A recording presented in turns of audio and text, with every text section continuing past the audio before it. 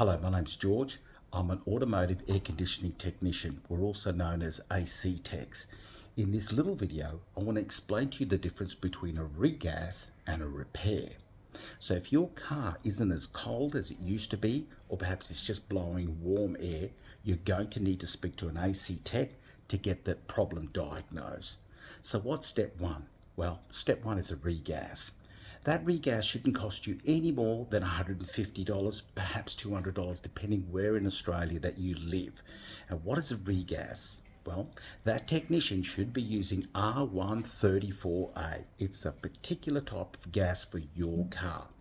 If your car was manufactured after 1985, this is the correct gas for you.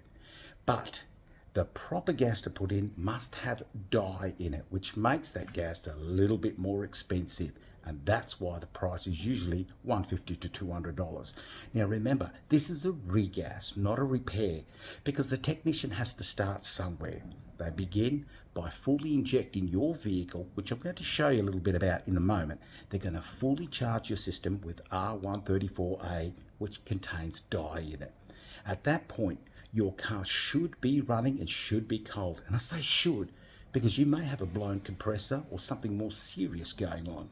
But if it's just a regas, what you're paying for is that technician's time to diagnose, look around, make sure it's all ready, and charge your system.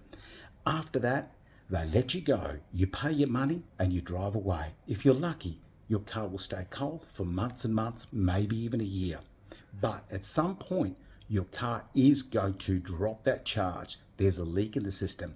And the dye that they put in your car is exactly what's going to help them work out where that leak is and how to fix it. So a recharge, no more than $200. That tech is going to diagnose your vehicle, make sure they put that charge in there. Your car will be cold and will be working. It should be, as long as nothing obvious is broken, like a failed compressor. It doesn't matter what happens at that point. They could take those couplings off, and if your car starts pissing out gas everywhere, that technician has met the standard. They have recharged your car, and now they've found what the fault is. Now we're going into repair mode. Repair mode is a whole other conversation. Now the technician has to vac your vehicle down using a pump, get all that old gas out of there, fix up the broken O-ring, or perhaps replace the Schrader valve. And once that's all done, then they vac your system down again for 45 minutes and recharge it. So that's a repair. That's how it's done. Let's have a look at some of the equipment that's used to do this job. They're going to need manifold gauges. They're also going to need R134 with the dye in it. And finally, down here, they're going to need a vacuum pump. The vacuum pump can be a small one or a large one like this. And that's all the equipment they need to do a recharge. When they come back for a repair, and by the way, this is something you can do. You can buy one of these torches. These torches you can buy at Super Cheap, Repco, Cool Drive, Autobarn, you name it. You can buy for as cheap as $30, and some of them are as expensive as $150. But at the end of the day, all you want is for this thing to be an ultraviolet light. Because let's have a look at a car right now that did get regassed. 3 months later, it wasn't very cold, and in the darkness, we should be able to find that dye. So here is an engine, and here is my ultraviolet light now, and we're going to look for the leak. I already know where the leak is here. If we have a look down here, have a look at what we can see. Can you see that Schrader valve, that thing there with the green stuff around it? In fact, down here, you can see where it's been dripping. It's been dripping way down there. You can see where those drops are.